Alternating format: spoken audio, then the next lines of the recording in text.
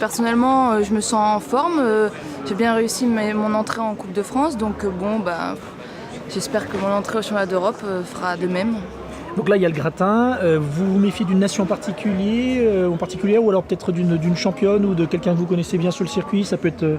Non, pas forcément. Il y a un très bon niveau en Europe, que ce soit chez les Tchèques, Ouais. ou là, il y a une Australienne qui est là. Il y a vraiment du monde. Il y en a pas mal qui ont fait les JO et qui sont là. Donc, il faut se méfier de tout le monde, pas une en particulier.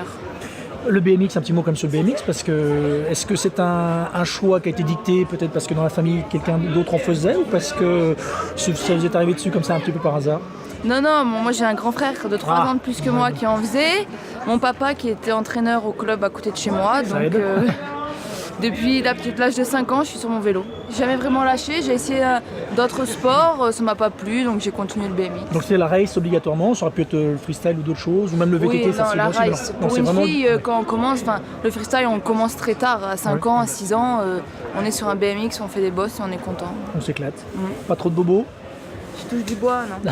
D'accord. Alors justement, qu'est-ce qui fait la différence entre vous qui avez gagné l'an dernier, enfin toi qui fait partie du gratin, mais je veux dire, et puis une pilote un petit peu moins aguerrie, justement, c'est quoi? Alors c'est l'expérience, c'est le fait que les virages tu les prends un peu mieux, c'est le vélo, c'est l'entraînement, c'est la préparation? Il y a l'expérience aussi, c'est sûr, et il y a aussi l'entraînement. Moi je suis au Pôle France à Aix, donc on a vraiment le gratin des entraîneurs, des préparateurs physiques et tout ça. Donc, puis c'est assez technique, le départ, si une fille est bonne mais n'a pas un très bon départ, ça va un peu... Même toi, si tu rates ton départ, on peut considérer que tes chances, c'est quasi nul.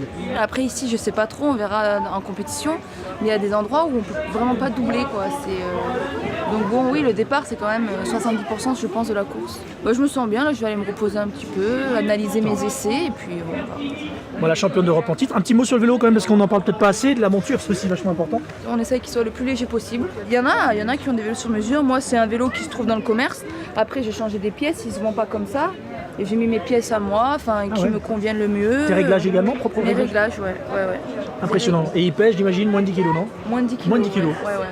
C'est la première fois que tu viens à Messiny? Non, c'est la deuxième fois. Il y avait une Coupe de France il y a 2 ans, je crois. Et t'avais bien figuré? J'avais fait 2e ou 3e, je crois. Bon, là, il suffit de grappiller encore 2 places de mieux, puis c'est bien. Ouais, j'espère.